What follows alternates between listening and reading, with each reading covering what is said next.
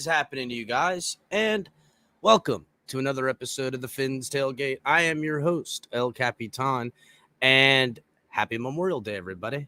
So, thank you for joining me on a Memorial Day Monday. I hope everyone had a great weekend. I've got my patriotic drink cup here with me. For all those who serve and all those who have fallen, we appreciate you, and we take off our hats today and salute and to service to thank all of you guys for have done such a great job. We appreciate it. Fallen soldiers, as we know, we can't be. Freedom is a high price to pay, and there's those that are brave enough amongst us to pay it. And for all that, we can at least have one day to memorize them, and we appreciate it. Shout out to everybody else for getting here early in the chat. Thanks, everybody. Q, Shake Money, California, Trey, Iceman, everybody. I really appreciate it. Make sure everybody's hitting that like button, everyone. And also make sure you're catching all the great content with Tonk 7, TMI Tuesdays, live around 9, color commentary co-hosting with them. Also, we got color commentary on Thursdays, late night color commentary on Saturdays. You guys can catch Elise, Late Night Exhale, great show. Sunday, Monday, Wednesday, Friday, you have El Capitan around 10, usually. You know, I decided to go early today, guys. And then Cash App, Venmo, Fanatics, link is in the description, guys. And we also have a link for our stuff as well. Some of our swag, as they say. And the super chat will be live again soon enough. Just doing some other stuff, switching it around. So no worries, everybody. So appreciate y'all coming here. I see Q. Someone was asking Iceman why it was a sad day. Sad day because the Heat lost, guys. We're not going to the finals. It sucks. What's up, Sean? Sucks, but you know, I think we just fell short. We didn't have enough shooters. We need another third guy. A lot of money wasted on Robinson, Tyler Hero. You know, guys were just banged up. It just took a lot. And, you know, also, guys, I think we forget that this is still the effects of them playing with less time off and squeezing the seasons and doing everything that the NBA did. If it was a normal season, I really think the Heat probably had better chances because their guys could have rested more. It could have been a much better outcome. But it is what it is. We don't cry. We don't BS about it. We're Miami. We're 305. We just say, hey, you know what? We get your ass next year, fools, because we ain't getting worse. We just got there. We're one game away from the finals. So a little bit of Eric Spoelstra, you know, sprinkling on some magic with Pat Riley, and we'll get it figured out, guys. Don't sweat it. Don't sweat it. So, everybody, I've got a couple of things, but before I do, I want to shout out to Mike from Dolphins Talk, you know, coming on here. If you guys haven't seen the episode, you got to go back and check it out and replay. Great episode. He hung out the whole time. We just shot this shit, really, man. We learned a little bit about him, Mike and Dolphins Talk, and how it came to be and the inception of it. And then we, you know, just bantered, bro. It was a great show. I've actually, and I don't typically go back and watch a lot of my stuff, but I actually went back and watched it. It was a great show. You guys should go back and watch it if you haven't. Also, shout out to Dolph Freaky for having the beach bash on Saturday. I went, got to meet Dolph Freaky there, got to say hi to a couple people. Didn't get there as early and didn't stay as long afterwards. I know everybody went and did the bar crawl and stuff, and shout out to them. You know, there's only two speeds for El Capitan. There's Dad El Capitan and not Dad El Capitan. So I had the kids, had the wife, had the dog. Dog's first time. He did okay, the puppy. But we had a great time. Got to meet a bunch of people. Batman was there. Larry was there. MCJB was there. We had a great time. You know, 305 Sports Bay was there. We had an awesome time. Ran into Flintstones, a couple other folks. It was really great. Shout out to everybody that was at it. Shout out to Dolph Freaky for hosting a great event. And, you know, here's to many, many more. You know, anytime I'd love to partake. You guys should come too. Spend time, intermingle with the Dolphins fan base, show our unity. Sometimes we disagree, sometimes we don't agree. There's a lot of things to be said about that. But aqua and orange is the only thing that really matters. And so if we stay together, are together, then unity, bro. Shake, I've got a Springer Spaniel, so he's not even a year old. He's a big doofus, bro. He's a big Springer Spaniel for being his age, and he's a doofus. Smart as heck, but a doofus all the same. But yeah. Also, I've got a couple of videos lined up, a couple of articles lined up, guys. Got all kinds of good stuff to entertain us here for the next few hours. I'm glad everybody came. I'm always trying to put out content. It's hard this time of year to get the content, give the content, dissect it, have something to talk about, keep the team relevant in the dark season. The Dolphins helped us out big time with a couple of nuggets they dropped in these past few days. Tua had a video where he was talking about AAPI, and that's Asian American and Pacific Islanders Month, and he just did a little shout out. I'm gonna go ahead and play that real quick. Let me pull it up, and then after that, we'll get right on to the Christian Wilkins and Michael Deiter video where they're doing a full-on firefighter course training. It was dope, bro. Shit was awesome, man. You could tell, and Christian Wilkins is got. He continues the way he is after football. He'll have a career in acting for sure. He's got that thing on screen, that boisterous, that bubbly, loving part about him. That's endearing, and it comes off every time we see him on screen. So he's just got that kind of thing. I don't know. I'm pretty sure Hollywood be calling him up one day, but I know, Q. I figured you'd like the shout out Pacific Islanders, my oos. Yes, right. That's right. And shout out to all Pacific Islanders and Asian Americans during AAPI month. I see that we have plenty that watch the show. I've go through the analytics. I see we've got people that listen everywhere, all over the world. Shout out to all the international listeners and everybody, Asian Americans and Pacific Islanders in their month. So that's awesome. Let me go ahead and pull up this video, guys.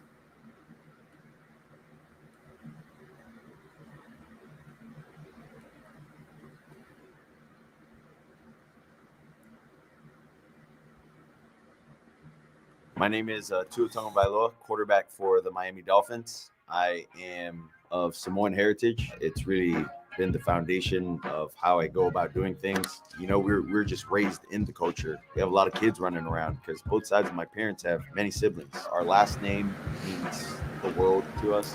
Being able to come and play in the NFL, getting my name out there, that's really every kid's dream that comes from that. I was very fortunate to have met Marcus Mariota. I looked up to Marcus.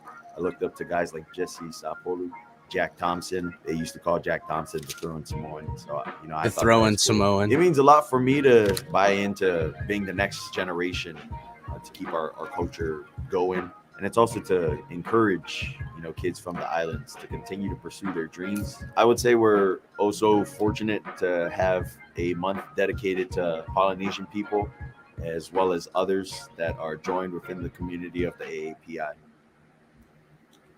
Pretty awesome. I saw it last week. I was like, dang, that's pretty dope. You know what I'm saying? And it was pretty cool. Shout out to Pacific Islanders and people alike, Asian Americans that are fans of the Dolphins, that partake in all the good stuff. We appreciate you. MC, it was good meeting you too, brother. So let's get right to it, guys, because the Christian Wilkins, Michael Deiter, Miami-Dade Fire Rescue Fish Out of Water segment is legendary. It is really, really good. So if you guys haven't seen it, make sure you go and hit the like button on Miami Dolphins on their Ordealio, their YouTube page. But I'm going to go ahead and pull it up so we can all just catch a gander. It's so fun, dude. It's hilarious. It's really good. My name is Nick Morgado, Division Chief of Training for Miami-Dade Fire Rescue, and it is my pleasure to welcome the Dolphins to Miami-Dade Fire Rescue's training facility to be firefighter for a day. Woo!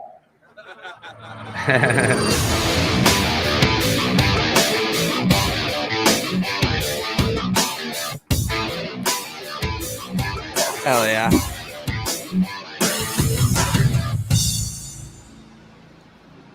We're on our way to the Miami-Dade Fire Rescue. Gonna put out a few fires. First of all, shout out to Lexus that sponsored this segment. That Lexus looks fire, bro. Look at that thing. Every bell and whistle. I'm sure the guys are digging the Lexus they got to drive up in. Let's rescue some folks, get the cats out the tree. Just learn how they train. Just learn how they train to find, maybe find a post-football career. It's funny because we all know Christian Wilkins never really used to drive. He said that even recently as a professional athlete, it's the first time he'd been on a highway. So it's probably smart that Deiter's the one driving right now. With this thing. Okay, this is the training grounds here. Looks pretty intense. I wonder if that is I see a fire Deiter's. truck. I definitely want to get behind the wheel of one of those. See if they'll let me have some fun. Yeah. Out of the way! Wee woo. I want a decent experience, maybe not no actual fire. So today we're going to give some of these guys the full experience of what it's like to be a firefighter. So we're going to walk them through the steps of what we actually do. You guys game for that? It's lit. We like supporting the home team. Shoot. Dude, damn good and well he was on at least on the drive over there thinking, oh, I'm gonna say it's lit. It's gonna be a perfect timing when I use it too. He couldn't wait. He first gets there. It's lit. It's hilarious. He's got a whole bag of them, wrote them down the night before, ready to go. That's official. That's sweet. That's official. Thank you. Check that out. That's nice. What? I appreciate that. Ready for action? Damn, Dolphins helmet. I didn't even notice that during the thing. Oh, no, not yet. See? This doesn't look like Nike. Definitely not dry fit material. Yeah. Those are easy. Those are the new ones. Feel like I'm ready for outer space. How's it feeling so far? Cool. Cool as in neat, but definitely gonna be hot. Let me get the left side. That's my good side. Yeah. Okay. So next up is the fit testing. We're going to get your mask checked. Each of you have a mask and a regulator. What they're going to be checking for is to make sure you have a good seal on your face. In order to get that good seal, so we make sure we have it. Not yet, I brought Moss. a couple items for you. Today. So if you don't mind, we have a bathroom here, and you can just shave, and then you can use that afterward. Shave what? That beer, sir. In order to get that on there. What? You guys good? I've been growing this for years. I don't know if I can do What? that. This is one of the firefighters do.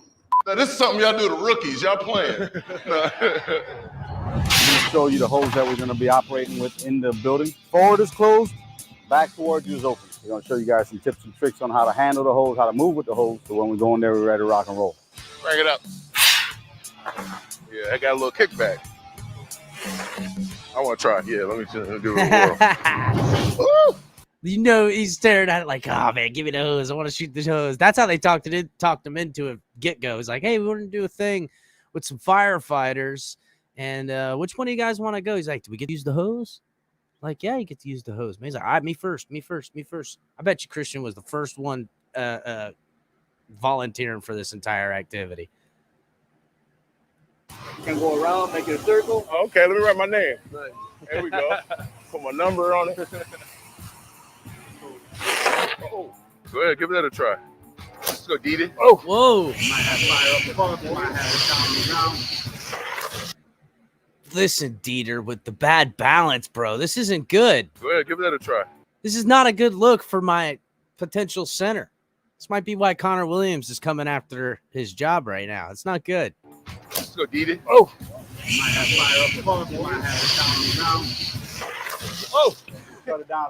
slow. Yeah, that thing's powerful. That thing's got a lot of juice. This is our bread and butter line for any regular standard house House fire. fire. So now, when would you use this? So this is for big fires, warehouse fires.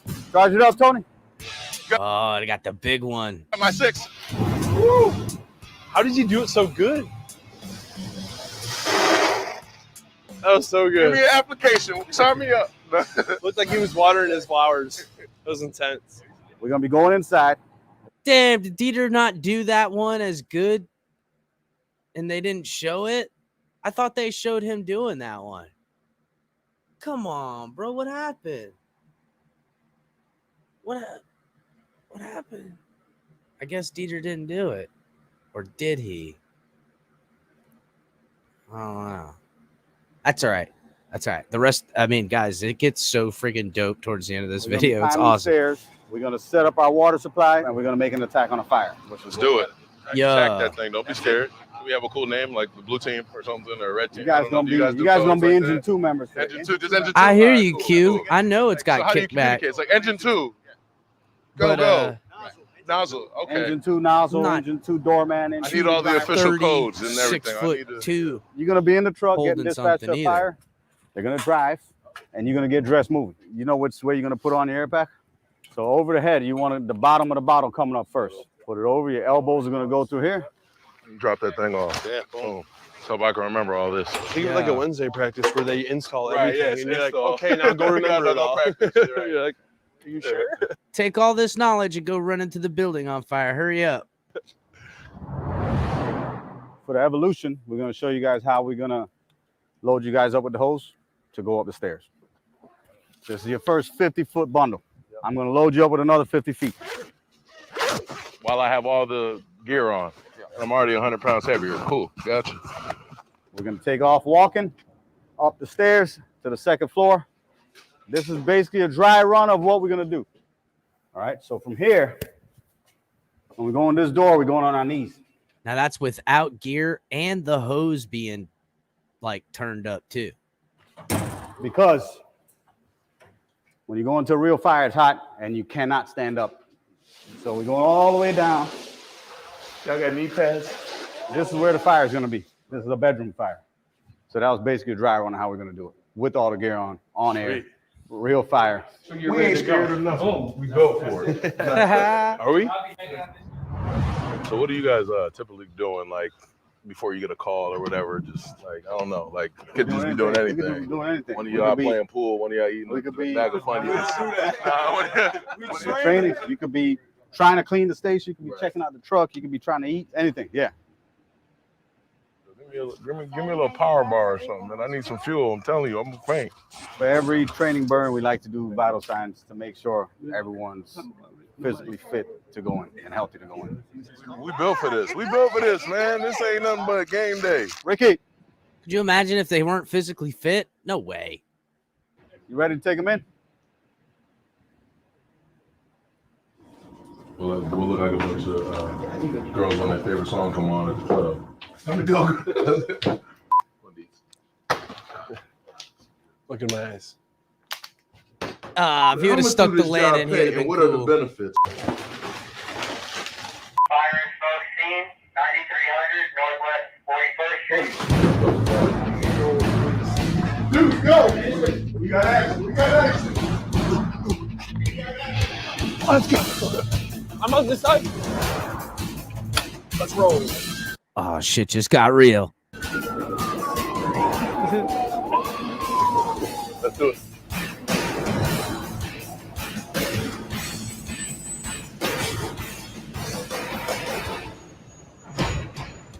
We got a fire on the third floor. We're gonna go ahead and head up, all right? Leaders, line. Advance. Slow down your breathing. Tony, move up. Make an entry on the third floor. Follow.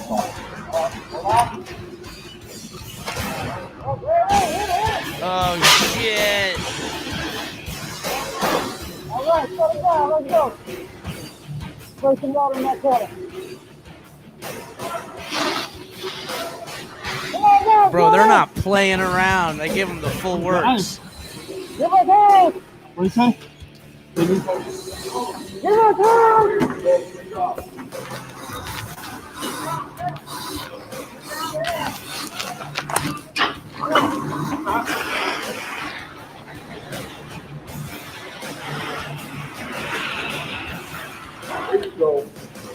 Yeah.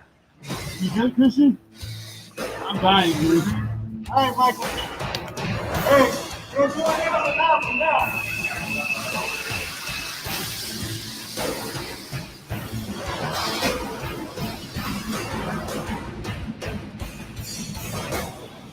You guys are legends. So if you didn't notice, they brought him in one at a time to put the fire out in that room. Yes, and this is already in Florida heat. Not just Florida, but Miami, Florida heat. Like the hottest of the hot. So everybody jumping in. Make sure you're hitting that like button, everybody, please. So the algorithm picks up and more people can partake. But yeah, they brought them each in one at a time. Looked like Deiter had to do more of the hose carrying, though. He had to even get more of it later on. A little bit of the training goes out the window. You forget how to breathe. You're just trying to survive. Woo. Yeah, you guys are nuts. You guys are impressive. I felt like a little freaking baby in there. There was a point in there where I was like, I will say this. There's this very endearing part about Michael Deiter, like just a nice, sweet guy. It's not really what I want out of my offensive lineman. I'd rather have like a big jarhead, mean SOB, or just a doofus, like a Hulk smash. Like, guys, you remember Roth? You guys remember Roth? Me and my dad. I'll tell you guys this real quick. When we would watch the Dolphins and we'd see Roth, you guys remember Roth, defensive guy. When we'd see him just smash stuff, he'd be like, Roth smash. That's all. We would just make fun of it the whole time. Only 2 years later, hear Channing Crowder talk to him. That basically, we were right for thinking Roth smash. This is before the Hulk, obviously. It was hilarious. Sorry, I guess you guys had to be there. But Roth was a total doofus. Loved him. But back to the video. We only got a minute or two left. I'm just going to take it off. I'm taking it off. We definitely appreciate you guys coming out, man. We appreciate you guys having us. Golly. Now, when can y'all come to our facility and we get y'all right? Teach y'all a thing or two. Because nah. We need to take y'all through individual and a scrimmage or something.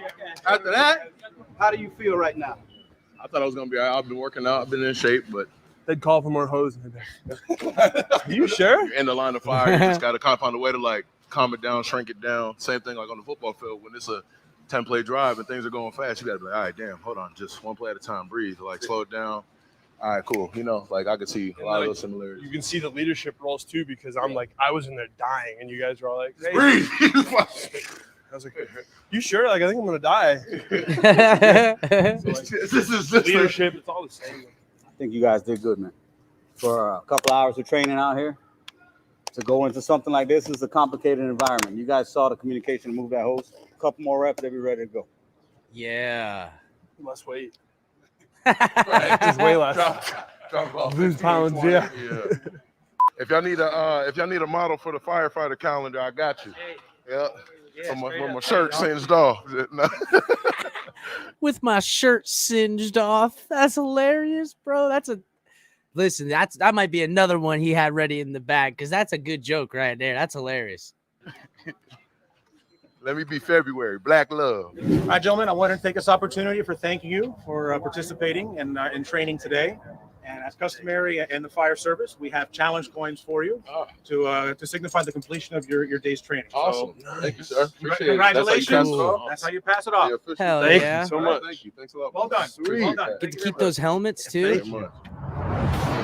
Well, we just got done with our training. We went up there to the fire on the 3rd floor, and it was a neat experience. It was really tough. I really appreciate you guys. This was awesome. It was an awesome experience being able to kind of see what they do and the relation Hell between yeah. football and what these firefighters do. And they don't get a warm up. They don't get practice game day, every time they step out there. So don't try this at home, kids.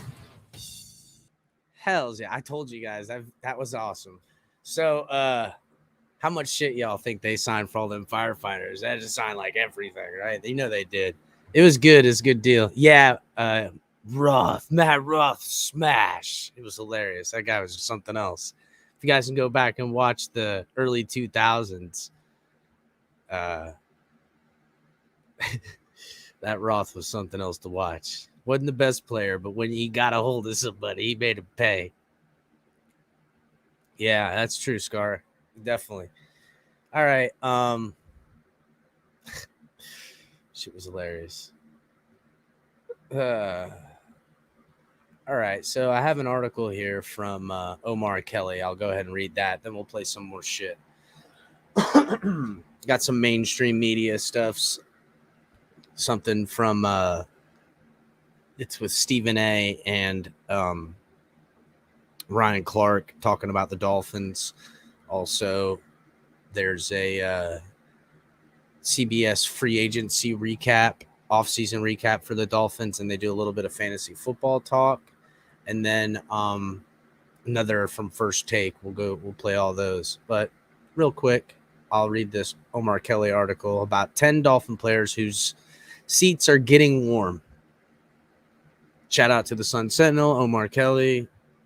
Fire stuff. I know Omar Kelly sometimes is a polarizing figure amongst the fan base, but I kind of like that someone on the outside is on the inside. You feel me? You know, I don't need everybody to be a fan of the Dolphins. I like fans of the Dolphins and as one myself, but I like someone's objectivity at times as well. So a culture is being created by new head coach Mike McDaniel and his coaching staff.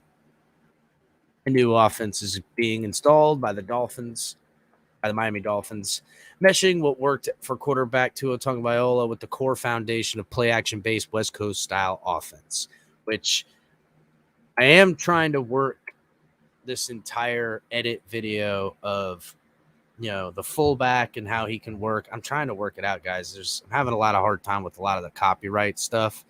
So I don't know. I might just have to bite the bullet and just play a bunch of things and break them down and figure out, just take it on the head with the copyright stuff. So anyhow, break down projecting what I think we'll see out of this inside outside zone running scheme.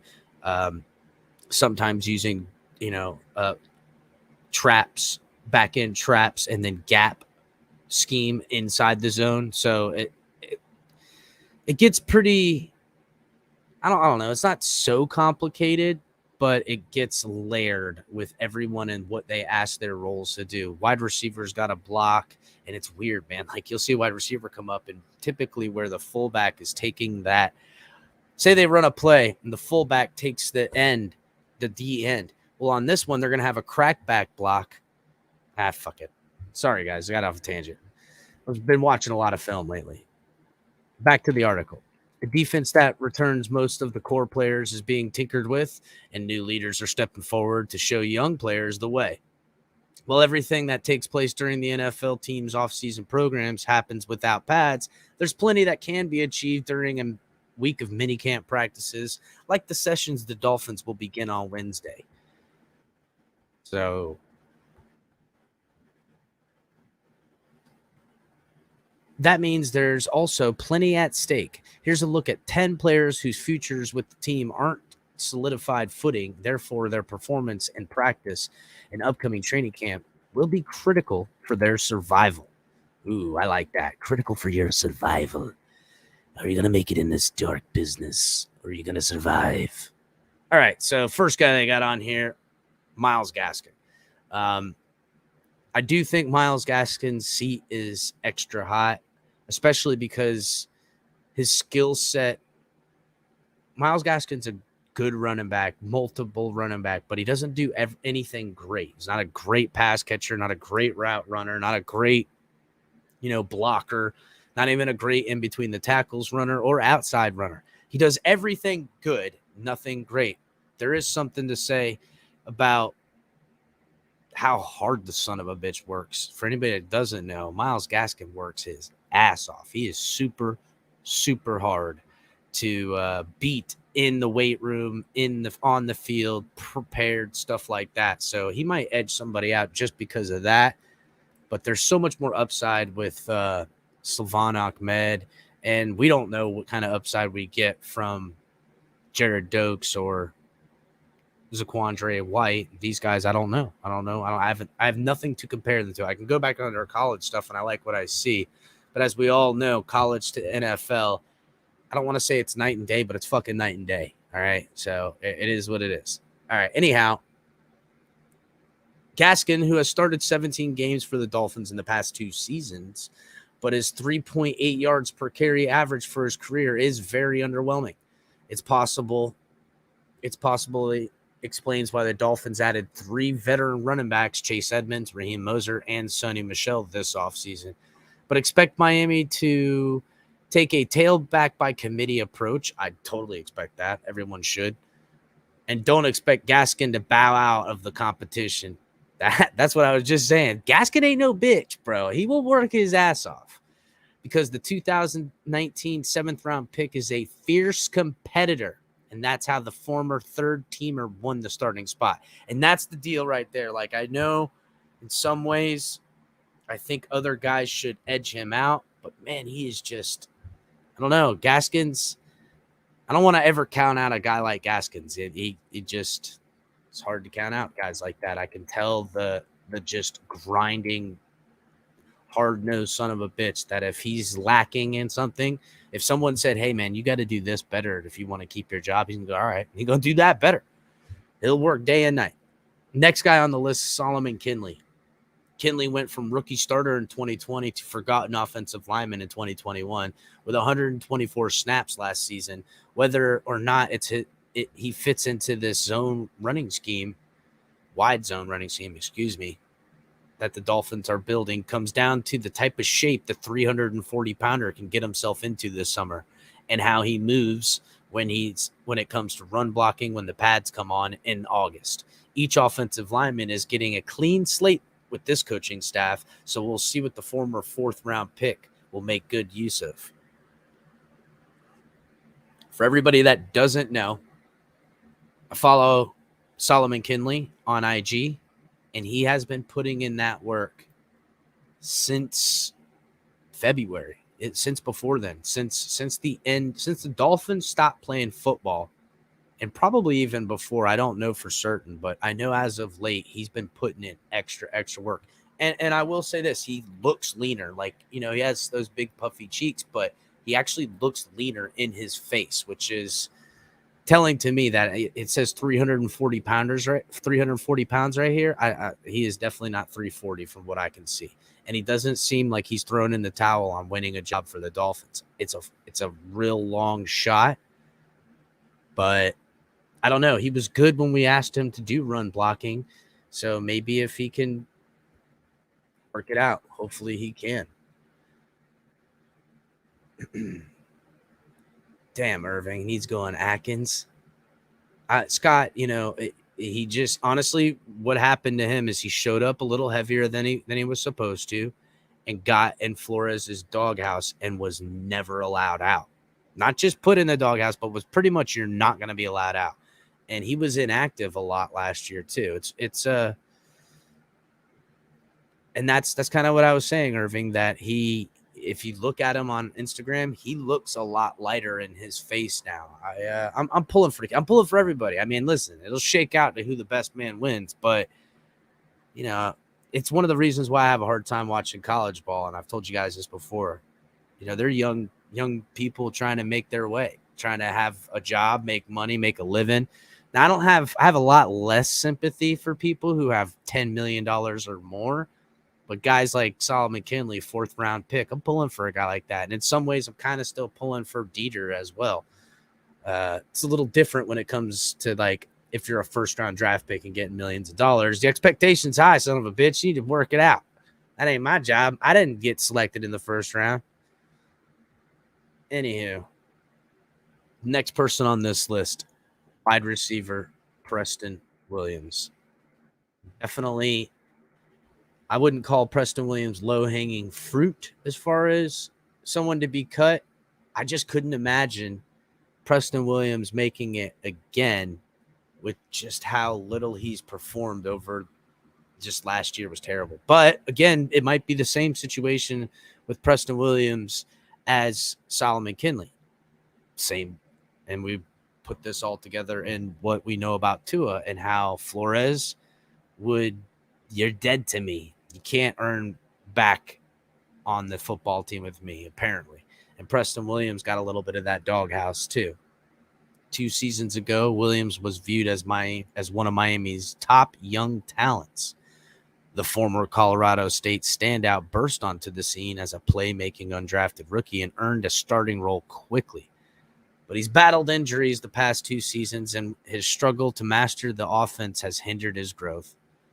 Williams, who the Dolphins re-signed to a 1-year deal that could potentially be worth up to $1.3 million, needs to prove he's still the dynamic talent who dominated training camp his first 2 seasons. I'm tired of him dominating fucking training camp, honestly. And that's my problem with Preston Williams. But that's my problem with a lot of players that, after 2 years, if there's a narrative building, it's hard for me to say the 3rd year.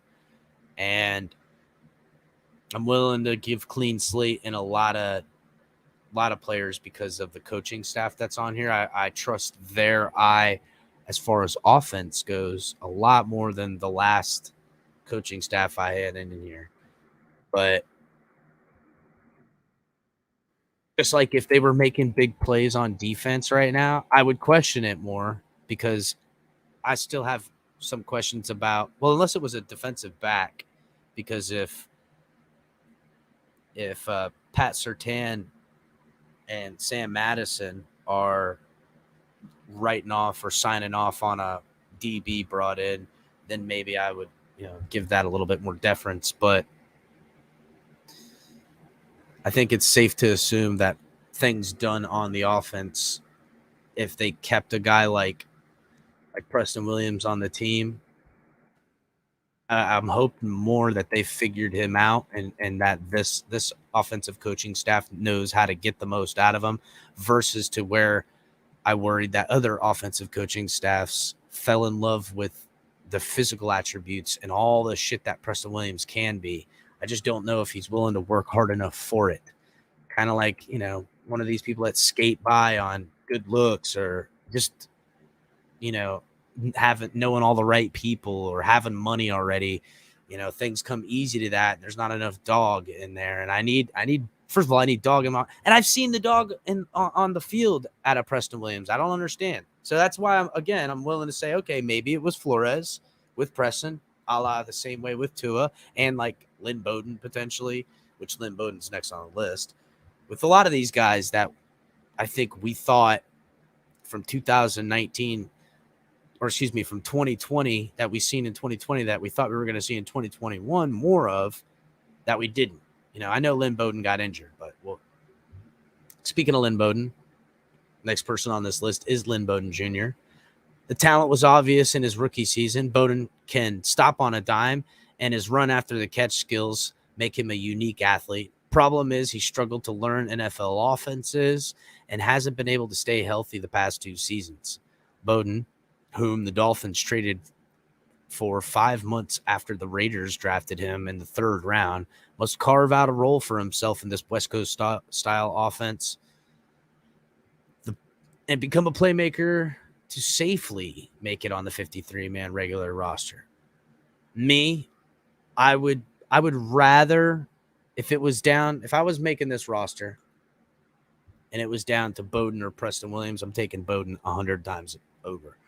I would take an injured Bowden over a healthy Preston Williams because I'm sick of it with Preston in some ways. Now, let's be real. I don't want to say an injured because injured is different. A hurt Bowden that can get healthy quickly or something. A banged up Bowden. Anyhow, I like Bowden because when I watched him in the NFL, the same shit he was doing in college, he was still doing in the NFL. And that's run with the ball and shake that first guy and make that first man miss, whether he spun or juked him or just shook their ass. I don't know how the hell he did it, but not a lot of people have that talent. Now, granted, if he's having trouble learning offenses and just using his athletic ability, again, same thing with Preston Williams, relying too much on their athletic ability. And then this offense, knowing it and your duties and where your landmarks are and your blocking points and the person you got to take as a wide receiver, you're going to be asked to block. And you're probably going to ask to be a running back at times, Bowden and Preston. That's how innovative and just mixture of scheme that I expect to see from the Dolphins as the year progresses. Maybe not right away, probably a lot of running to get things clicking with some good play action, but some real wrinkles to give people some hard times. So next person on this list is Noah Igbenogany. Now, this is seat getting warmer, not seats hot. because Noah still is a first-round draft pick, and I can't imagine the Dolphins cutting them and taking a full loss on a guy they drafted 3 years ago in the first round. It's just no way. Maybe they would trade him, but even then, that's a lot to lose. I think he was picked 29th, if I recall correctly. It's a lot to lose in a first-round draft pick to trade him away if that's what they do. But let's see what Omar Kelly has to say about Noah being on the seat is getting warm, as he says. A player's status as an early draft pick can keep him safe for only so long. Igbenogany, the 30th pick, so it wasn't the 29th, it was the 30th. The 30th pick in a 2020 draft has struggled in his first 2 seasons. Slotted behind Xavier Howard, Byron Jones, and Nick Needham on the team's cornerback depth chart. His technique is the issue. And until that gets fixed, he can't be relied on. That's where the position coaches of Sam Madison and Patrick Surtain come in, because they could potentially help Igbenogany clean up his game and become a reliable contributor. I think the real knock and the hard thing about this is, and I don't want to say it's hard, but like Nick Needham is an undrafted guy that's playing over a first-round draft pick. And that kind of sucks in some ways, but not really, because thank God we got Nick Needham. You know what I'm saying? I love Nick Needham as a player, but I wish we were getting more out of Noah Igbenogany. I hope to see him all. I want to see Noah on the field for special teams and defense the entire preseason. I want to see everything. So anything and everything. Next person on the list, tight end Adam Shaheen. Shaheen has started 7 of 26 games he's played for the Dolphins since Miami traded a late-round pick for him days before training camp opened in 2020. He's a versatile, dual-purpose tight end who can catch passes, 12 each season, and serve as a red zone threat, 7 career touchdowns in 5 seasons, but has struggled to stay healthy throughout his career. And last year's knee injury limited his impact to the offense. Plus, he's actually missed some time, which this isn't in the article, because of COVID, as we know, which I don't hold that against him, and they didn't seem to as well in here. But to me, Shaheen, I don't want to say Shaheen's got no shot, but I don't think it's very good for him with the fullbacks and Hunter Long and all that stuff. I could be wrong. They do want to do 12-man personnel, but I would think that, I don't know, Shaheen's a damn good football player, so we'll see. Next person on the list is running back Sylvan Ahmed. Ahmed has a unique skill set that would entice McDaniel. His speed, elusiveness, and pass catching makes him stand out when the Dolphins are practicing in shells. He was one of the training camp's early standouts last season, but the minute the pads came on, he pulled a disappearing act. It's on Ahmed, who is entering his 3rd season, to prove he's a good fit for the offense and extend his stay here in South Beach. I don't know. We'll see.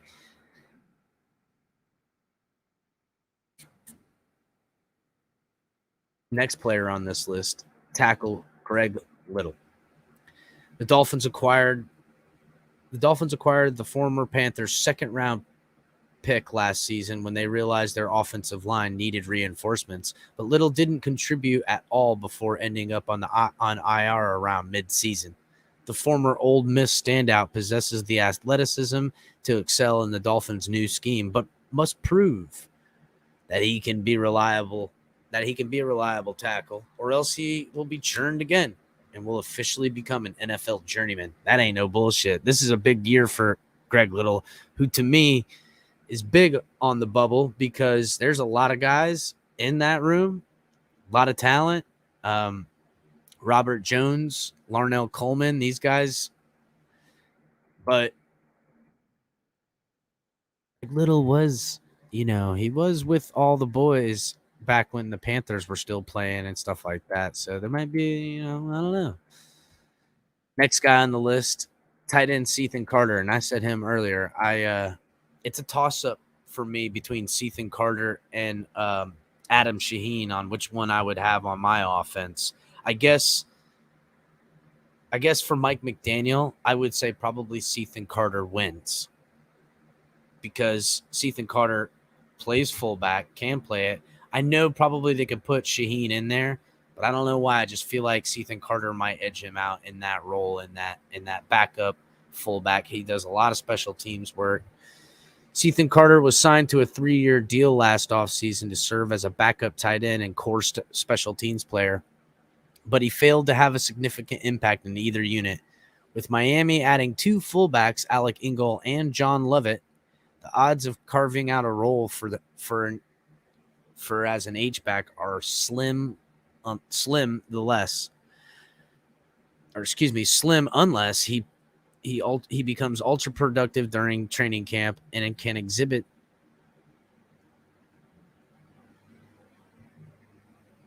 Ooh, I didn't realize that. It says here that cutting Carter would create $2.5 million in cap space. I didn't know that. All right, Carter's a fucking goner then. I didn't realize that cutting him would create $2.5 million in cap space unless they plan on re-signing Carter and working that out. That's it's not going to look good for him. Next guy on the list is Sam McGuavin, who became probably more expendable the day Tyndall was drafted. McGuavin, a former CFL standout, has teased the Dolphins with playmaking potential for all 3 seasons. But after losing his starting spot after 6 games in 2019, he struggled to find a consistent role. Sometimes he's an edge rusher. Sometimes he's an inside linebacker in this scheme. The versatility, including special teams contribution. Damn, dude, I'm just fumbling all over myself today, boys, ladies and gentlemen. Has provided him staying power. But Dolphins need to discover if there's potential in this 28-year-old. I mean, yeah, that's kind of where it is. I mean, we know that's the end of the article. We kind of know what Sam McGuavin is at this point. And I don't want to say he's a bad player, but shut up, Q. I don't want to say he's a bad player, but limited and was injured last year. And, you know, we got 2 young linebackers. I would rather keep somebody for depth. You know, if it's Sam McGuavin or the kid Cam Good that we got in the 7th round, I'd rather keep Cam Good. Plus, I'm more partial to seeing more snaps of Duke Riley on the field. In more of a, I don't want to say a starting role, but more mixed in there. I like Duke Riley a little bit. I know he got out of position, but I like guys that try hard like that. You know, they're always around the ball, kind of like a Van Ginkel. Never really screwing up too much, but, you know, doing as much as they can. All right. So, everybody, thanks for watching right now. Everybody, make sure you're hitting the like button. Make sure you're checking out all the great programs. If you're watching on Facebook, Twitch, Twitter, make sure to come over to YouTube, subscribe to the network, and make sure you're catching all of our great programming. Starts off every week with me, but you can also catch Talk 7 TMI Tuesdays live around 9 with color commentary on there. You can also catch Color on Thursdays with late night color commentary. And then also on Saturdays, we have Ali's Late Night Exhale, taking a break from the weekend, getting crazy. Broken Takes coming out on that here soon. Every other night of the week, we have TFTG El Capitan, usually around 10. Today, it's a little special occasion, as everybody already knows. Cash App, Venmo, help support the show, guys. The Fins Tailgate. The Super Chat will be live here in the next couple of days or so. I don't know when. So I'm just waiting for all the other stuff to take care of itself. But we can also support the show by hitting the link and going to Fanatics, everybody. Get all your good gear at Fanatics, official partners. Catch our gear as well. Summer is upon us, everyone, so pick up some good TFTG stuff. And that's it. All right. So, all right, let's go ahead and watch this Stephen A. It's essentially a topic. Ryan Clark comes on. I don't know if you guys caught it, but essentially they're asking who poses the biggest threat in the AFC to the Bills, or it's not the AFC, but the AFC East. And, you know, there's an argument between whether the Patriots or the Dolphins do. Now, Patriots won 10 games last year. The Dolphins won 9. Patriots, as we know, are a full running, functioning, you know, NFL team. Didn't have a lot of scandals. Don't have a lot of scandals coming out of the building. Dolphins dealt with Brian Flores, and yet they still figured out a way with dissension between Brian Flores and the quarterback and potentially other players. And after a blow up and blah, blah, blah, blah, blah, blah, blah, all of that shit, still won 9 games. So Patriots they lost J.C. Jackson.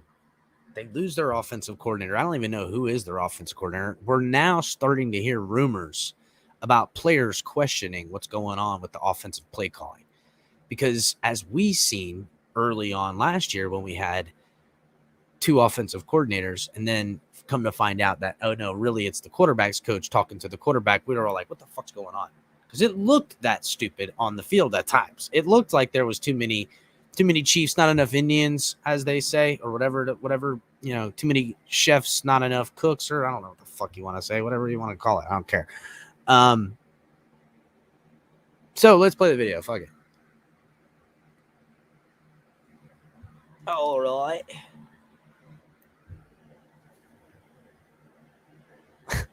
What's y'all doing in here, man? Y'all chill out. All right, let's play this mofo.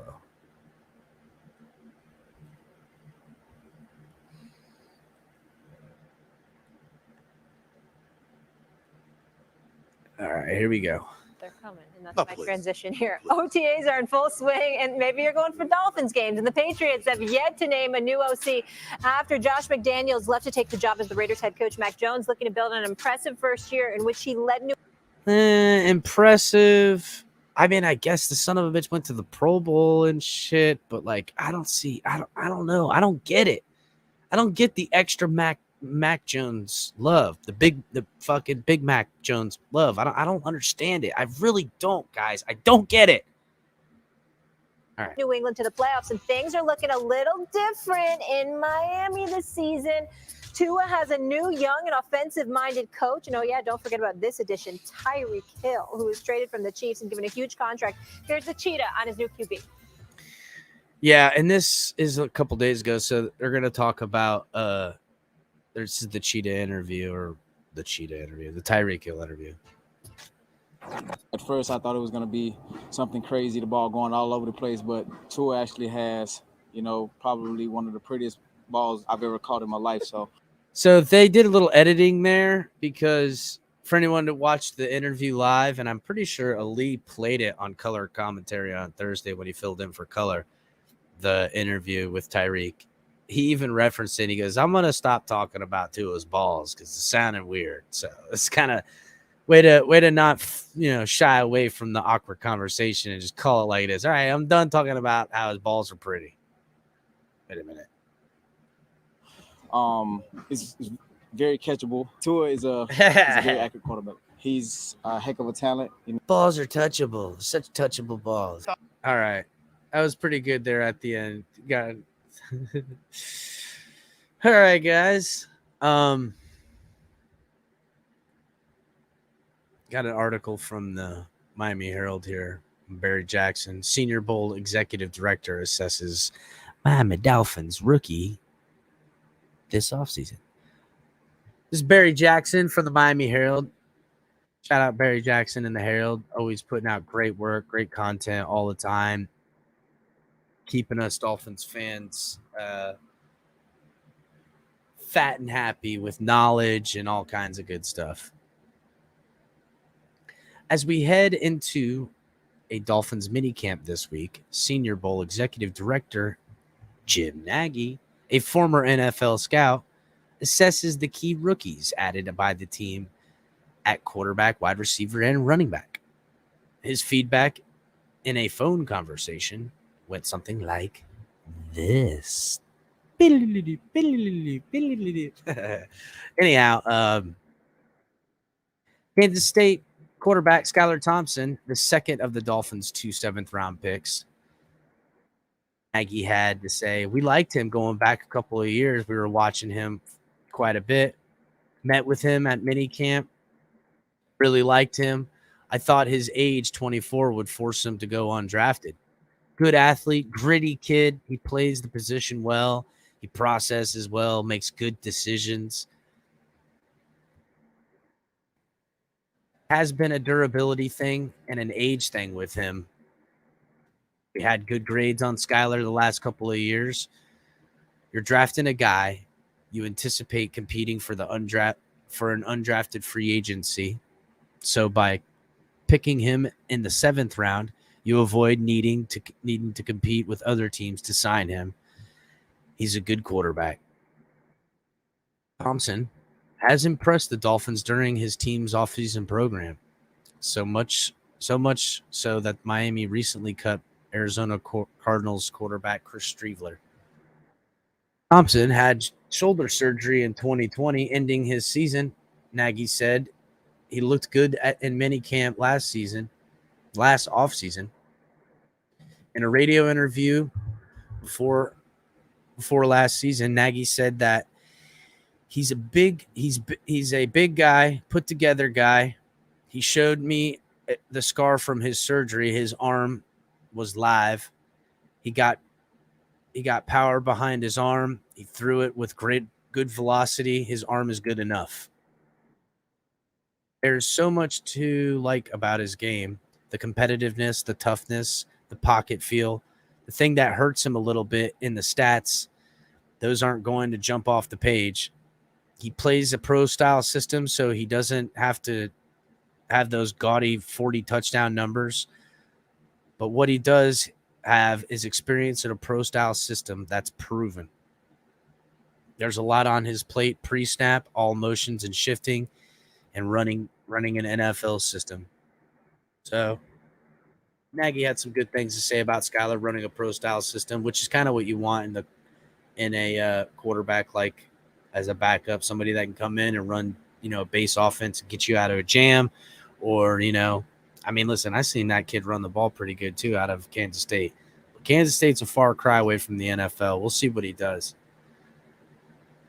Jim Nagy on Mississippi wide receiver Braylon Sanders signed after the draft. He said he can run. Fast kid transitioning from Ole Miss offense is a challenge for those guys in terms of the route running tree.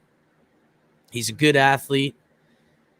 We wouldn't have invited him to the Senior Bowl if we didn't think he wasn't a draftable player.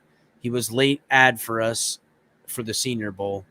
Maybe some of the durability stuff is a concern, but he has a big playmaking ability and can really run. He was also well liked at his program. He averaged 21.1 yards in 69 college receptions, but missed time with assortment of injuries. Next guy he has on this list is Idaho State wide receiver Tanner Connor, signed after the draft and subsequently moved to the Dolphins as a tight end. And this is something that we talked about, and Ali was actually alluding that, maybe they'll switch Tanner Connor to tight end. Unbeknownst to him at the time when we were having this conversation, they had already done that. He fell right below the cut lines for us as far as the Senior Bowl invites go. We saw him play live this past fall. Of the 120 guys we brought to the Senior Bowl, we saw 118 of them live.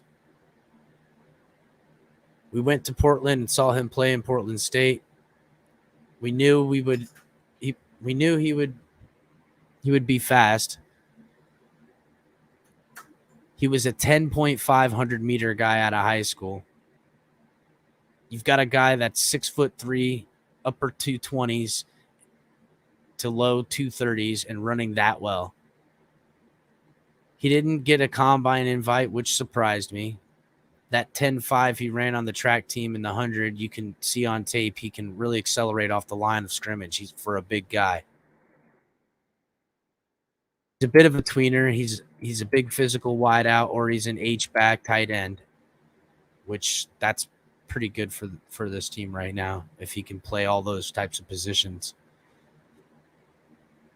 If he's more of a pass-catching tight end, there's development needed that you're going to ask him to do something he's never had to do.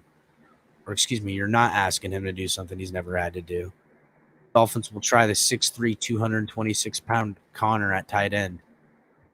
Somebody they might, I don't think he'll make the roster, but somebody they might, get lucky with and keep on the practice squad and, reformation project type of put something together. One area to improve, he can clean up some of his catching stuff, but he certainly can run, Nagy said. Big guy that can run. You're trying to hit on the traits, which undrafted free agents. I thought he was a great for Miami. I thought he would be drafted. Here's the one I was interested in seeing. South Carolina running back Zaquandre White signed after the draft. He got hurt in the middle of the season, in the middle of the Senior Bowl week of practices, which hurt because backs can help themselves in the Senior Bowl game. White was a linebacker for a year at FSU, transferred to Iowa Western Community College, and then averaged 6.2 yards on 104 carries in 2 seasons with South Carolina. I know some teams that had him as high as a 4th-round grades on him pre-draft process, Nagy said. Late bloomer as a running back. History on defense, but didn't test quite as well as you thought he might in the pro day measurables. There was word he might be one of the top testing running backs. He tested well, but not quite to that level. Put on the tape, and he has explosiveness. He can put a foot in the ground and get a noticeable burst, which when he's on his plant foot, he's got physicality that projects well of special teams.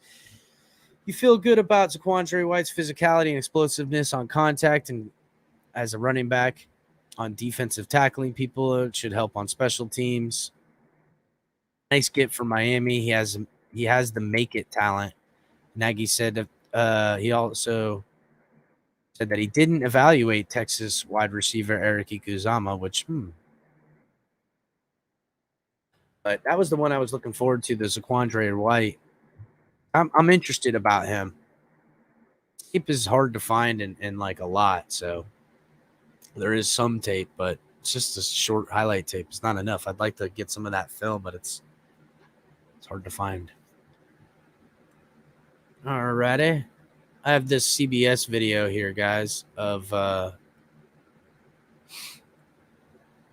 Dolphins offseason recaps and top free agent moves, and they do a little bit of fantasy talk at the end too, if I recall correctly. But before I do, guys, make sure everybody is hitting that like button, please, and checking out all the great content we have here on the network. Tonk 7 TMI Tuesdays, live at around 9 with color commentary. Color again on Thursdays with late night color commentary coming at you. Saturdays, late night exhale with Ali. Every other night of the week, you got TFTG. Other than today, you got them a little earlier. You're welcome, everybody. Happy Memorial Day, everyone. Cash App, Venmo, the Fins Tailgate help support the show. Fanatics can support by buying your gear from Fanatics, or you guys can buy some of our gear. And hit the like button, everybody. If you're watching on Facebook, Twitch, Twitter, come over to YouTube, subscribe on the channel, get in on the conversation. The chat is always live. We're already in there. Getting it how you live. All right. Let's go ahead and pull up this CBS video here.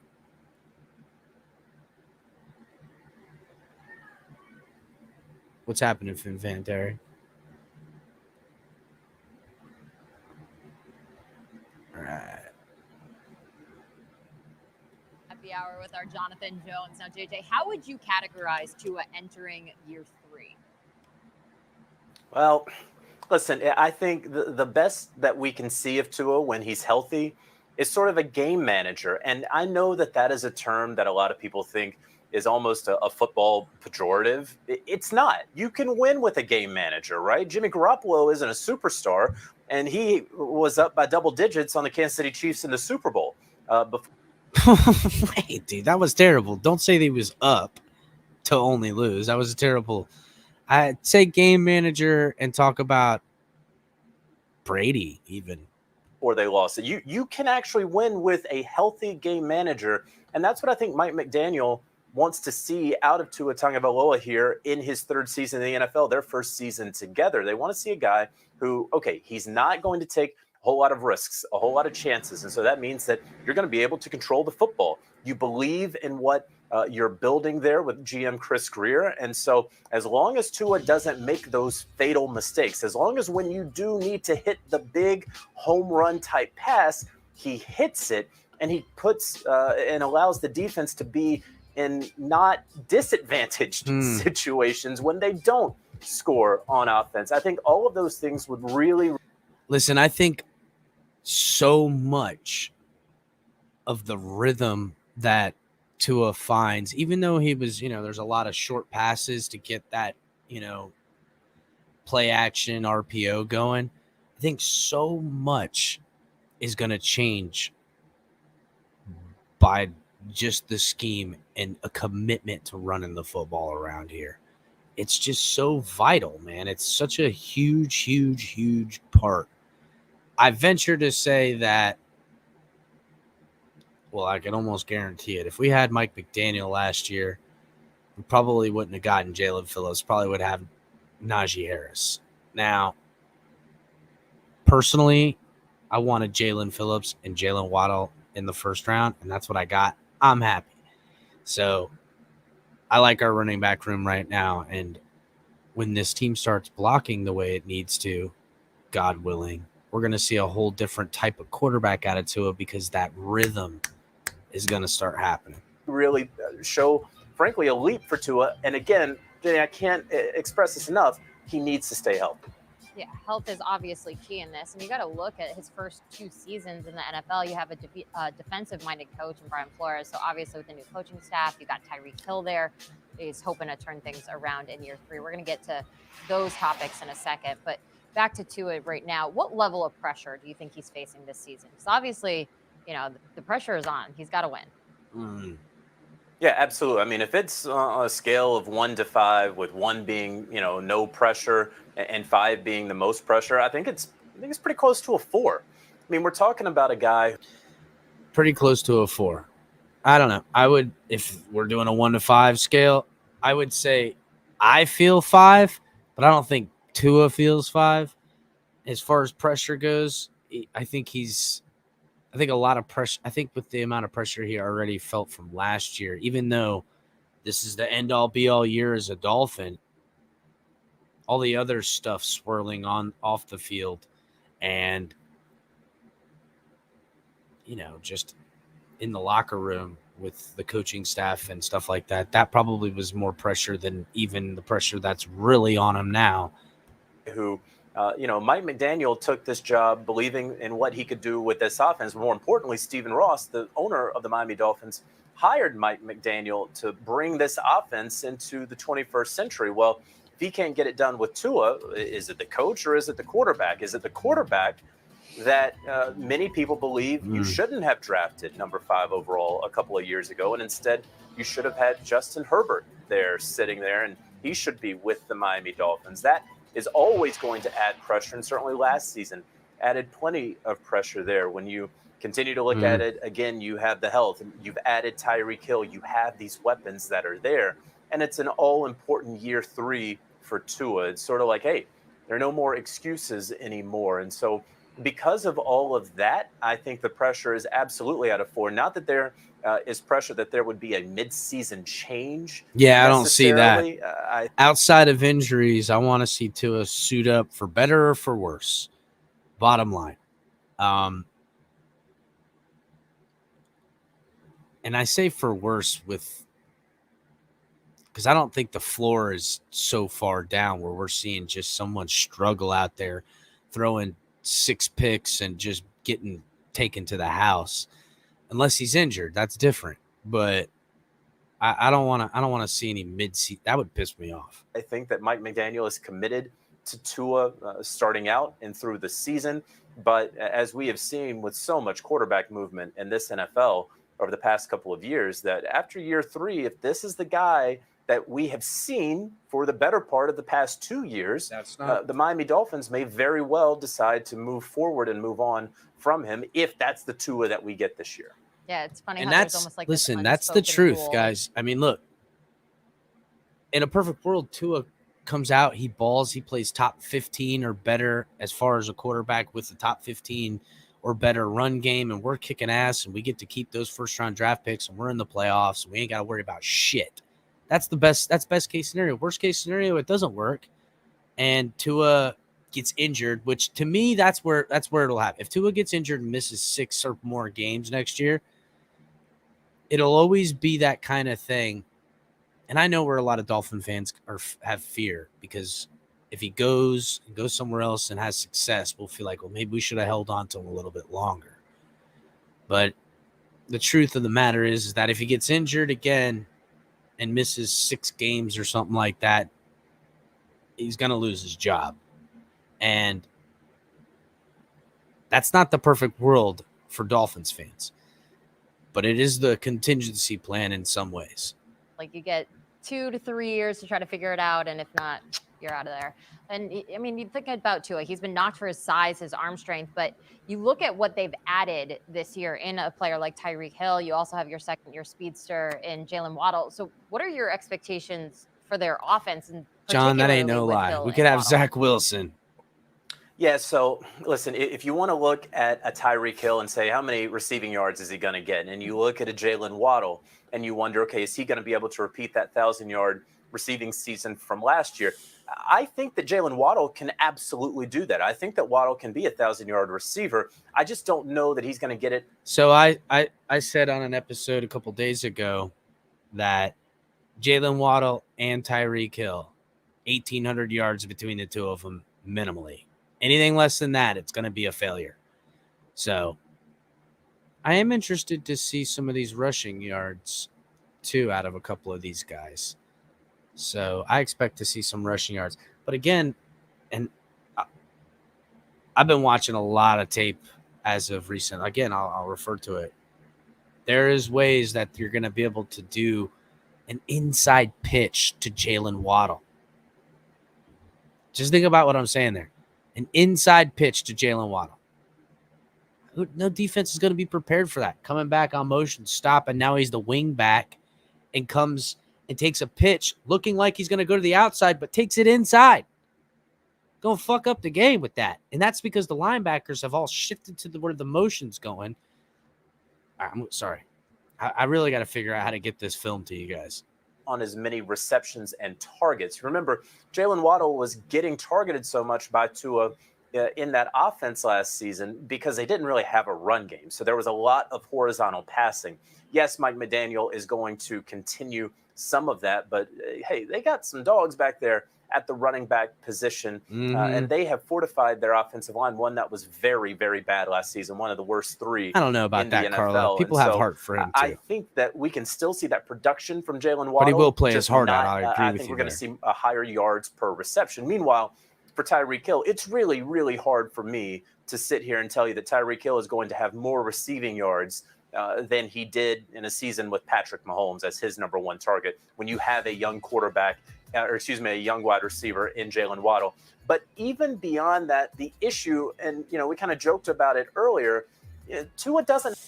It's those receiving touchdowns that I'm looking at. I don't give a shit. Well, I care about the yards, but if you guys remember, Mike McDaniel said this early on, that he measures his success not only in wins and losses, but the successes of his players and getting the most out of them. And that includes Pro Bowls, All Pros, and things of the like. So Tyreek Hill has been one of the biggest, most explosive players everybody who plays fantasy football yours truly included, I always try to make sure to get Tyreek Hill on my team. I had him on my team last year.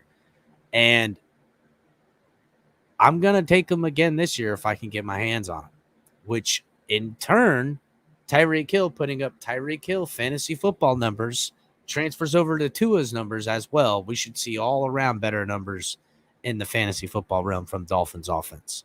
Have that strong of an arm. Patrick Mahomes is top 2 in the NFL in terms of how far he can throw the football, along with Josh Allen, and he may very well be number 1. I'm waiting on that skills competition, but Tua can't throw the football as far as Patrick Mahomes. That's just a fact. And so are we going to see the big home run hits with Tyreek Hill and Tua Tagovailoa like we saw in Kansas City? And then finally, they have Mike Gesicki, the franchise tag tight end. They have Cedric Wilson over there, who they just got in free agency. And so those guys are going to get you somewhere between 600 and 800 receiving yards this upcoming season. Once you start adding all this up and you add in the swing passes to the running backs, you telling me that Tua Tagovailoa is going to have more than 5,000 receiving yards, or 5,000 passing yards this year? I don't think so. So maybe the numbers are going to be a little bit lower than you would expect.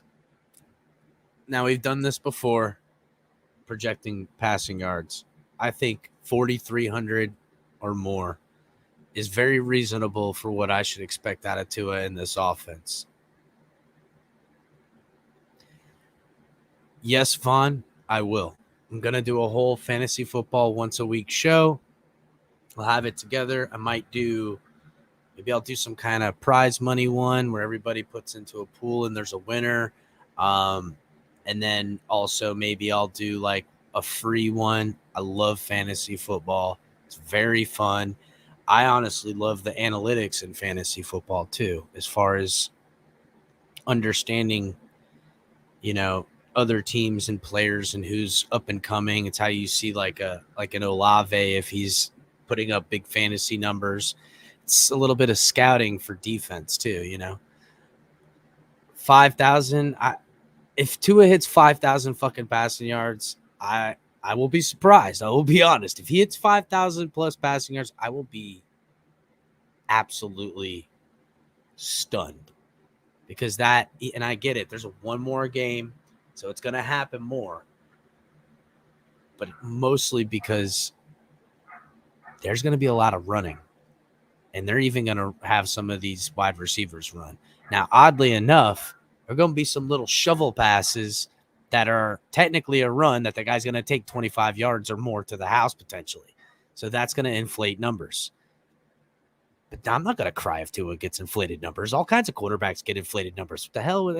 Because a quarterback got 350 yards on the day don't mean he chucked it 350 yards. Maybe he chucked it 120 yards. Yeah, definitely. I mean, you get, as you said, the comparison between Patrick Mahomes. You have a little bit of a different quarterback under center there. What about a questionable move that the Dolphins made this offseason? I have a feeling you're going to shock the world with this one. I think maybe if you want to raise a question, it's Tyreek Hill. I mean, listen, there's no – yeah, okay. Just what we talked about, right? We're talking about a Tyreek Hill and an offense with a limited quarterback when it comes to arm strength. I mean, Tyreek Hill's the guy who's going to blow by defenders. You want to play the too high coverage on him. Well, that's okay. My quarterback will still throw it farther than your deep safety. Well, I don't know that this quarterback can necessarily do that, but it's not just bringing on Tyreek Hill, because if it's his binary. So here's something I'm really hoping to see out of Tua with Tyreek Hill and Waddle as weapons. And this is going to take Tua and, the coaching staff as well to scheme things up properly. If you have Hill or Waddle streaking down the sidelines against, if they're in zone and they peel off and let a DB like a safety or somebody try to pick up Tyreek Hill or Waddle, or it's just an inferior corner that's on these guys. If they're even, he's leaving. Tua's got to recognize those matchups, scout them beforehand, number one. See it and just put that ball out there far enough to where his man can get out in front of it. And it's going to take a little bit of faith throwing for Tua, where he's going to go, hey, you know what? And this is going to take practice too. Is 10 yards out in front of him too much? Now, you don't have to throw the ball 60 yards to do this. If you see that develop in the third level of the passing play and they're 25 yards down the field, you chuck it a 40-yard ball. By the time the ball gets there, he's catching it in stride and doing it. That's going to take some finesse and some timing, and that's what they're doing now. That's what they're working on now. Stuff like that, I'm hoping. Areas. Are the Dolphins a better team with or without Tyreek Hill? They are certainly a better team with Tyreek Hill. But are they better suited and better positioned for their future by giving a 4-year record-breaking contract to a 28-year-old receiver who we only know can be successful with the greatest young quarterback in NFL history? It's obviously a gamble, and it may very well pay off for the Dolphins, and they will be better because of Tyreek Hill. But you can't, in the salary cap era, you can't just look at this and say, well, we have that player, they'll be better. We can't question that move. For the health of the overall team, that's why I question the move just a little bit when you consider what they gave up, what they gave him in a contract extension, and the quarterback he's paired with. That makes total sense. Yeah, I think even a better assessment is that this was the perfect time to get a weapon and give up capital for a proven talent. We have young guys coming up. The money was right. The capital was right. This year's draft had too many question marks. If there was ever a time to cash in on our capital, this was the year. And Chris Greer figured out a way to have another draft pick in the first round the following year and make all these moves happen. So, sense. I think Dolphins fans, though, the moment that happened, they were like, we finally have a chance, maybe. But who knows? Who knows? I totally see what you're saying there. What about an underrated offseason move by the Dolphins, something that people aren't talking about? I'm going to keep you in the same position room, and I'm going to go with Cedric Wilson. And, you know, I'm going to cut him off right there because to me, the underrated signing is one of two people to me. It's either Alec Ingold, but mostly Chase Edmonds. A lot of people are saying Cedric Wilson. They're looking at it, and I understand where a lot of people are coming from in the passing game. Guys like Cedric Wilson, guys like Mike Gesicki, they're going to eat up because all the attention Waddle and Hill are going to get on the same field. But to me, because of this blocking and how so much touches are going to go to the running backs, let's be real, I'm interested to see what Chase Edmonds is. As far as I know I've seen his tape when he was in Arizona. I'm interested to see Chase Edmonds, the Dolphin, out of Mike McDaniel's offense, out of the power eye, out of the offset eye, with this zone blocking. Is he going to take one cut inside for the bang, or is he going to do the bounce to the outside or cut back in? I don't know. We'll see. I'm excited to see him with the ball in his hands and out of the passing game as well.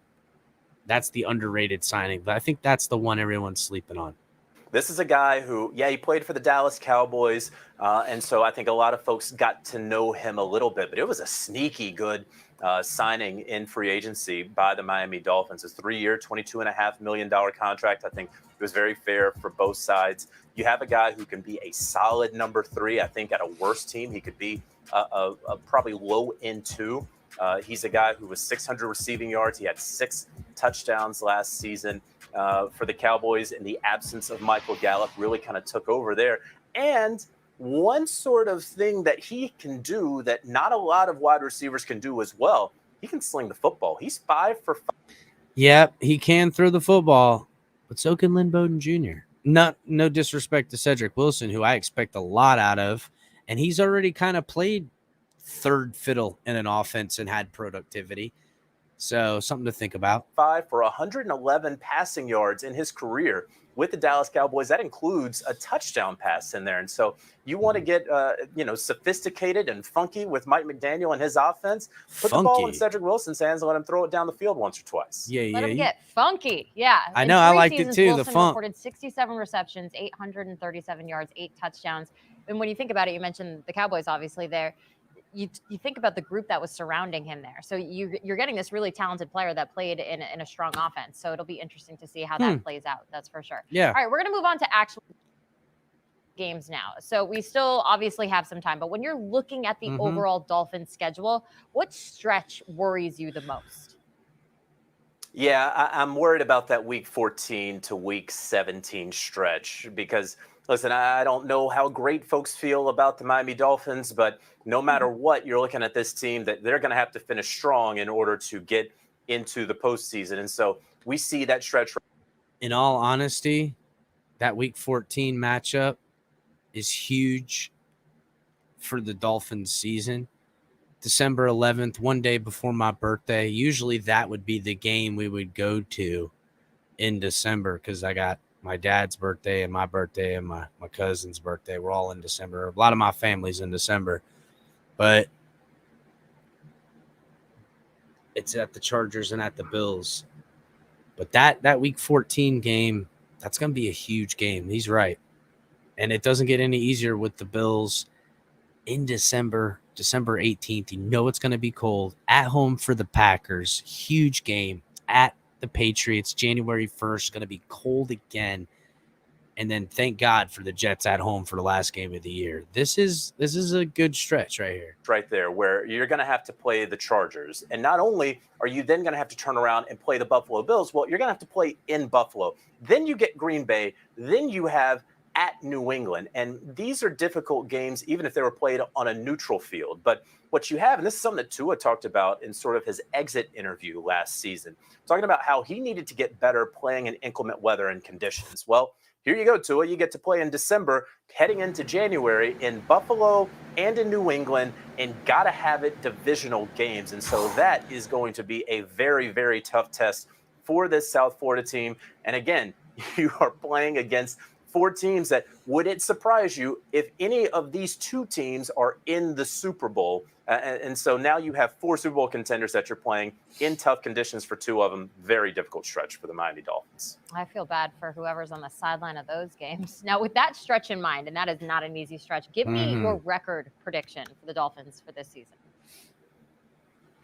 Gosh, I waffled back and forth on this. Are they an 8-9 team? Are they a 9-8 team? Is 9-8 going to get the job done in the AFC? Certainly, we look at it on 9-8 is not getting the job done unless if 9-8 gets the job done, it's only because the AFC West has destroyed itself and everybody has 9-8 and 8-9 in the AFC West. That's the only way that 9-8 gets somebody into the Super Bowl.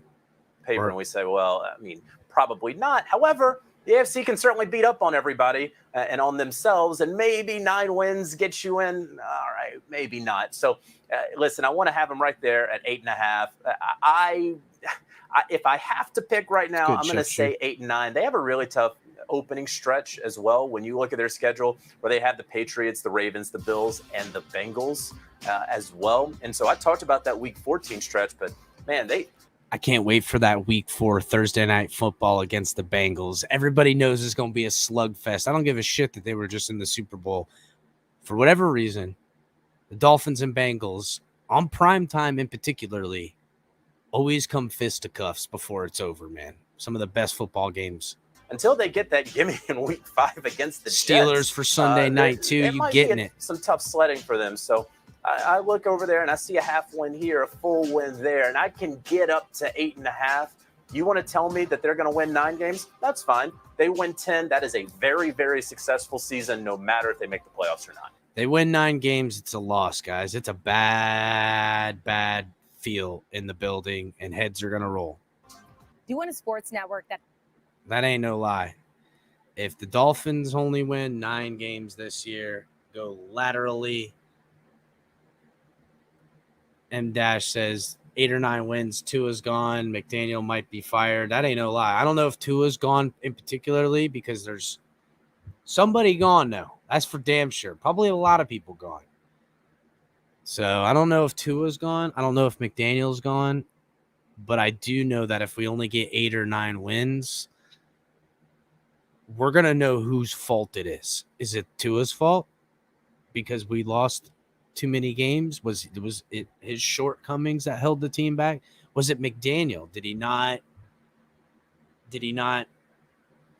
implement the offense well enough? Did the defense falter so bad? Is it low-hanging fruit in Josh Boyer, the defense completely collapses in on itself as far as scheme goes. So yeah, Dash kind of that as well. Flores won 9 to 10 games with less talented teams. And no, AB, it's not crazy. Honestly, everybody other than some of the players on contract, everybody this year, other than some of the players on contract, and honestly, Chris Greer, I think anyhow, everybody's job is on the line. Everybody. Mike McDaniel included, Tua included, a lot of these coaches, everything's on a 1-year rental because the organization with the picks and the way they've done these contracts are ready to pivot to whatever. And I don't know what's on the table in this pivot or what's off the table in this pivot. We could speculate as far as potential free agent quarterbacks being on the market in Tom Brady, Lamar Jackson, Kyler Murray. I don't know. We also can talk and speculate on other things of if the coaching staff falters or doesn't get more than, 10 or more games or playoff berth. That as well, we could change coaching staff.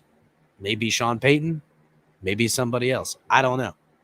But I'm telling you, it is not going to go over well if this team doesn't win enough football games. All right, so another article here from Barry Jackson in the Miami Herald.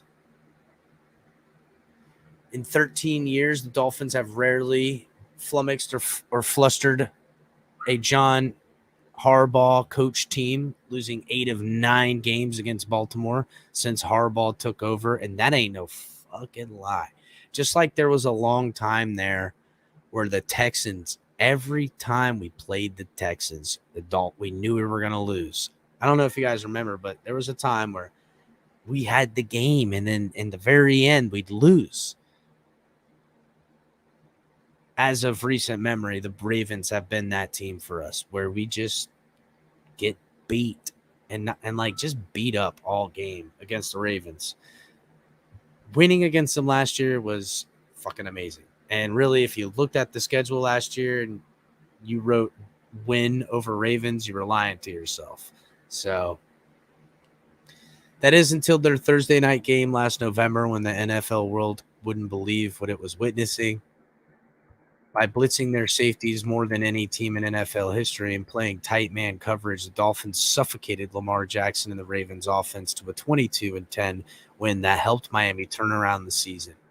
The teams play again on September 18th in Baltimore, and it will be interesting to see the chess match unfold between a very good Ravens coaching staff and 2 bright young minds calling plays for the Dolphins in Mike McDaniel on the offense and Josh Boyer on the defense. They beat us and took it to us, Harbaugh said in the lobby of the Breakers of the NFL owners meeting recently. We have to do our best. We can play a lot better than we did last year. We respect everything they're doing. They are a formidable opponent. It will be It'll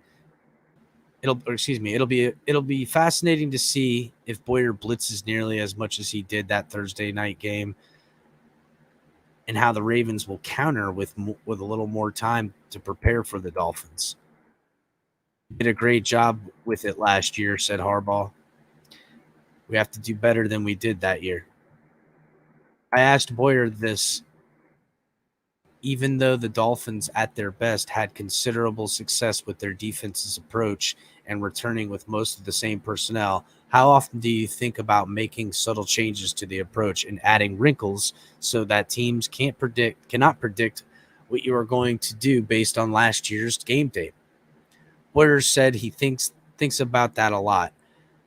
It's nonstop. A lot of stuff we try to tweak or do better. Or think about it. If there are adjustments you can make.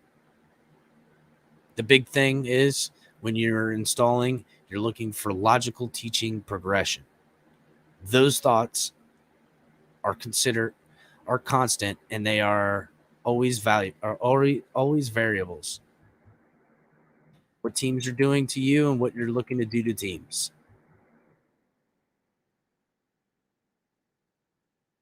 Blitzing defensive backs likely will need to be a continued staple for the attack, with safeties Javon Holland and Brandon Jones being really good at it. The Dolphins defense finished 16 in points per game allowed, with 15th in yards relinquished per game, but was very good with the Titans game with the Titans game as its only exception during the final 9 games. When Miami permitted just 15.5 points per game, comparing 29.1 to the first 8 games. And that ain't no lie. Over that winning stretch, the Dolphins clamped down that defense pretty darn good. Miami won 8 of those 9. But it's also fair to point out that Jackson wasn't only an above average quarterback that the Dolphins beat in that stretch, but the other quarterbacks were Tyrod Taylor, Joe Flacco, Cam Newton, Mike Glennon. God, I've totally forgot about us beating Mike Glennon, guys. Remember when they had all the giraffe heads on them and shit? Ian Book and Mac Jones, which, as we explained here, the Dolphins believe their excellent defense work over the second half of the season was more of a reflection of their own abilities and deficiencies than most quarterbacks they were facing. Boyer on virtually the entire defense being kept intact, with Jason McCourty, Vance Beagle, Justin Coleman, and others subtracting 3 rookie. Or the only subtractions.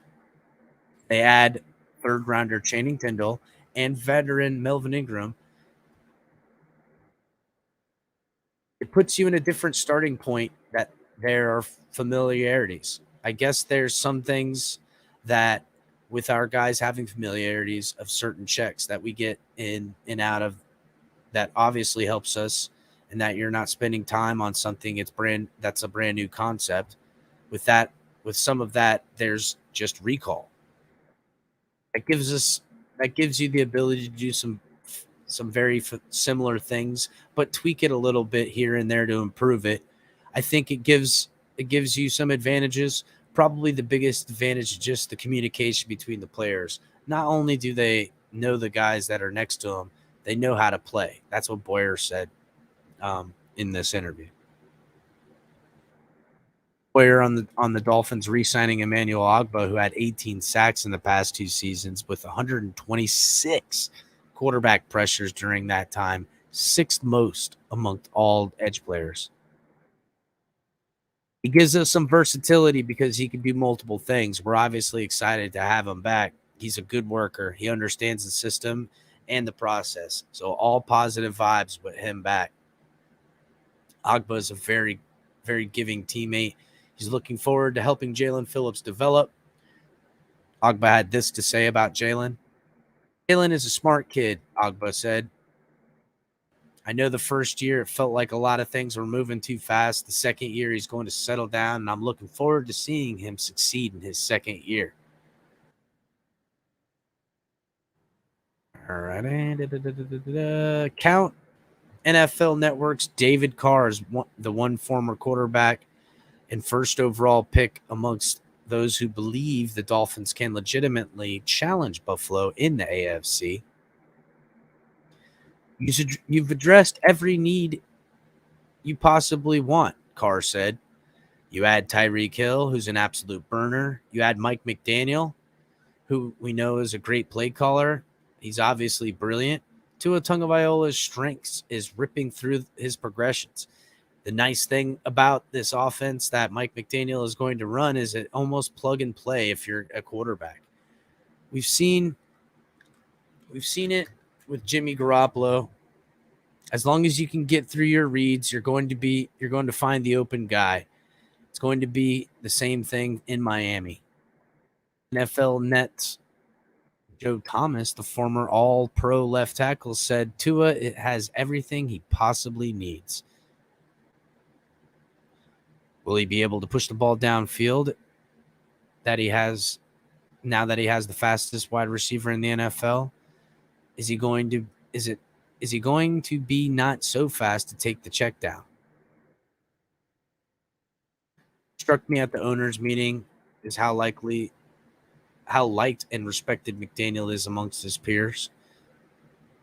This is what Matt LaFleur had to say. A quote Barry Jackson got. It's really fun to see guys that work and grind and are so humble, and you see that the hard work pays off. Packers head coach Matt LaFleur said. He's a bright mind. I think he'll do a phenomenal job because he cares about people and he's genuine. I don't ever see him losing that, LaFleur. LaFleur coached with McDaniel back in Houston, Atlanta, and Washington. So shout out to Barry Jackson for some of those good quotes there. So, guys, again, make sure everybody is hitting the like button, subscribing to the show. Cash App, Venmo, The Fins Tailgate. Also, check out all the great program. We got Taunt 7 TMI Tuesdays, live around 9 tomorrow. After that, on Thursdays, we got late night color commentary coming at you. Saturdays, you can get Exhale, late night Exhale with Ali. Every other night of the week, you got TFTG coming at you. Hit the link in the description for some of the good stuff from Fanatics, everybody. Some of our stuff back there as well. And so, well, guys, we've gone through the entire good old stuff. I see everybody. Geez, Cliff. Tua is the weakest link. No. So, all right, guys, I'm going to close her down. I appreciate everybody coming. Please make sure you guys are hitting the like button. I will see you guys tomorrow for TMI and Color. I think Color's going to be home. We'll see if he can make it for TMI. But make sure you guys like, share. If you're watching on Facebook, Twitch, and Twitter, come over to YouTube, subscribe to the channel. And thanks, guys, so much. Catching me early, off schedule, off timing. I'll see you guys next time.